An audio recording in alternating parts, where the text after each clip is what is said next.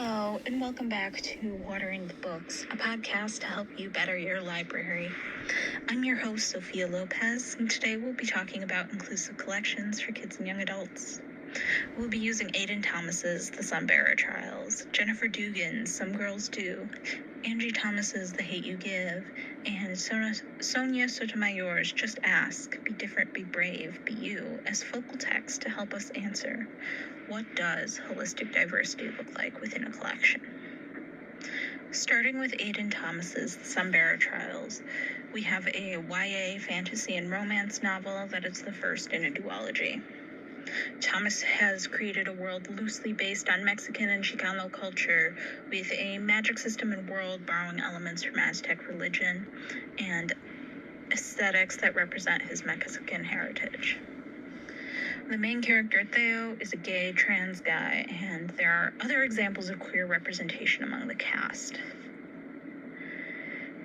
Other works of Thomas's I have noted have some issues with homogenizing Latinidad, such as Cemetery Boys, though those are less present in this book as it is its own world and is primarily focused upon those Mexican-specific elements.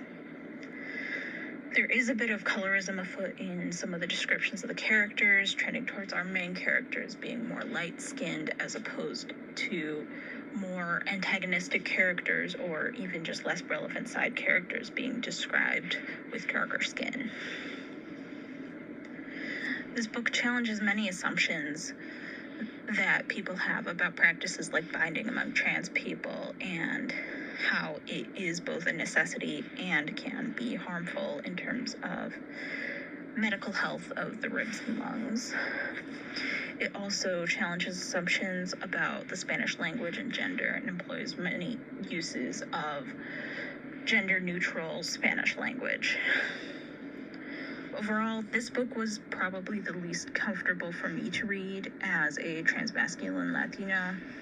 Aiden Thomas and I have vastly different experiences of race, culture, colonization, and gender, and many of the experiences written into Theo felt extremely ignorant of my own experiences, yet upon reading other books such as Cemetery Boys, they seem very representative of Thomas's own experiences.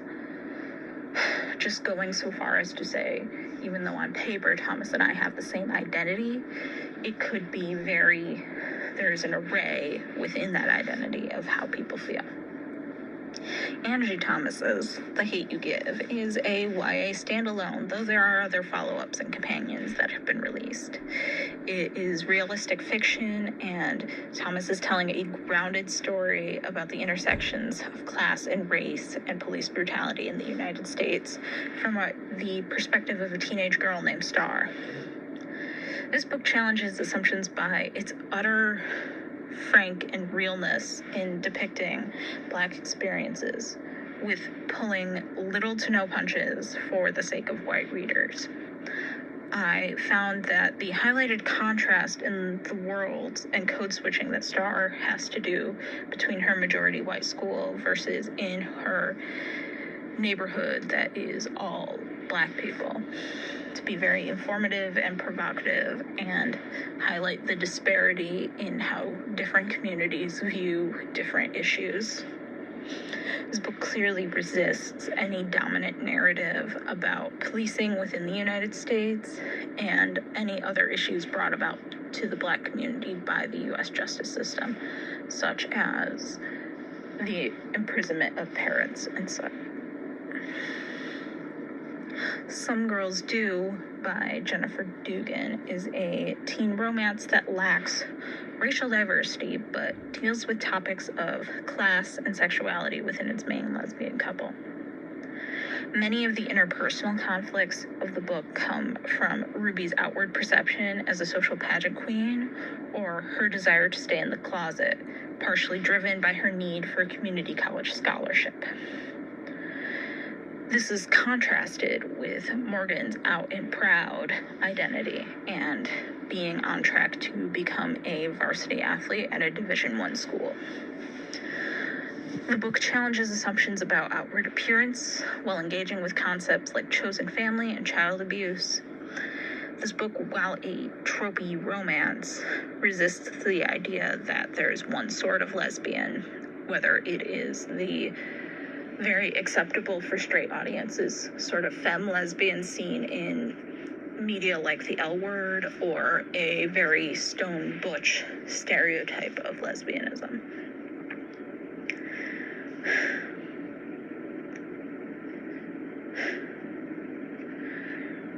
Justice Sonia Sotomayor's Just Ask, Be Different, Be Brave, Be You is a children's picture book about disability, though it features a variety of ethnic and racial backgrounds among the art of its characters, drawn by Podcast Lopez. Its main thesis encourages children to ask questions about those they perceive as different rather than creating exclusion. The book is designed to challenge kids' expectations that disabilities are embarrassing or weird or should not be talked about. The book has a goal to ensure that children know how to include people, even if they are doing something or have a mobility aid that is perceived as different.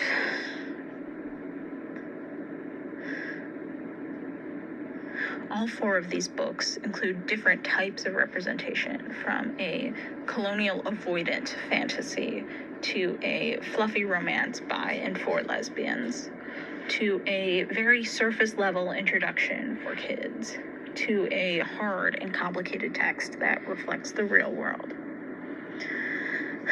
The Hate U Give and Just Ask are the most forward of these books with their message on diversity. Just Ask is because it's designed to be nonfiction for young children. It must be simple and straightforward to ensure the audience understands. The Hate U Give is designed more to be a pathway to activism, whether that be lighting a fire underneath its white audiences or showing Black readers with similar experiences a way out, or giving the possibility of hope. Both of them have a idea of being created within the world of drawing attention to political and social issues. In contrast, the Sunbearer Trials and Some Girls Do are both just attempting to present a queer romance, more in the name of creating enjoyable fiction than making any sort of statement. Both of them are very much stories that you can tell will end happily ever after. And while both lack racial diversity, as the Sunbearer Trials is entirely Latinos, and Some Girls Do lacks general racial diversity with its white main characters, both make up for it in exploring other identity paths, such as being gay, bi, trans, lesbian. And they also both explore themes of power and authority that parents can hold over their children. Thomas's work reflects a more idealized society where queerness is normalized and accepted, whereas Dugan's work shows a much more grounded, realistic interpretation of experiences that a queer teenager in high school might have to go through. The Hate U Give also presents this more grounded contrast to the Sunbearer Trials.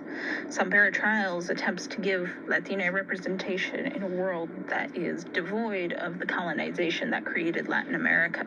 It's an escapist fantasy, whereas The Hate U Give has a need to share and show understanding of what issues are happening in our real world right now and what Black folks face, ultimately finding that inclusion beyond representation is starring in that narrative that values truth over the comfort of readers and values its own voice's perspective. These four books are great starting points for building representation within a collection. None are perfect or holistically intersectional, but they begin to open up new ideas in a collection. Having these books could lead to teens expressing interests in programs like an LGBTQ book club, or having parents of disabled children feeling more comfortable bringing their families to story time. These books in particular are good for being able to prove circulation of diverse books, as Some Girls Do and the Sunbearer Trials are both trope-laden and similar to many very popular yet less diverse stories. When I was reading the Sunbearer Trials, I kept thinking that this is Harry Potter meets Percy Jackson. Having the recognizability of Justice Sonia Sotomayor's name on a book, or the recognition of Angie Thomas's quite famous or infamous book, can give your diverse collection items that have circulation by notability, which can help you argue for more items on your budget. So, especially with tests like The Hate You Give, be prepared to defend against challenges against the books from the most annoying members within your community. Be prepared to explain why you added this to the collection and why it should still be there. When creating programming, especially around these inclusive texts, be sure not to silence or over-promote or single out any program attendees who share identities with those in the books. With books like Just Ask, ensuring that programming is accessible for the people who the book is about is extremely important, even if you can't always achieve that level of accessibility at your programs, whether that be because of funding or because of the physical space that you hold programs in. You should always strive for accessibility, but for most programs, having a request for accessibility can be useful if funding is an issue. You should also double check that texts such as these are own voices and are responsible for bringing in multiple perspectives, even on a single identity. Like I said, Aiden Thomas and I are both transmasculine Latinos, but we don't have similar experiences despite that on-paper similarity. Moving forward, creating representation on a holistic front should be a primary concern in collection development, and you should never shy away from tough topics with kids. In my own collection, I'd like to have a chance to explore what diverse nonfiction looks like outside of biographical contexts, and I would like to reflect upon what diverse markets look like for adult literature, as well as what types of critical queer, decolonial, and disability theories can inform my practice to put more action than symbolism into having a diverse collection.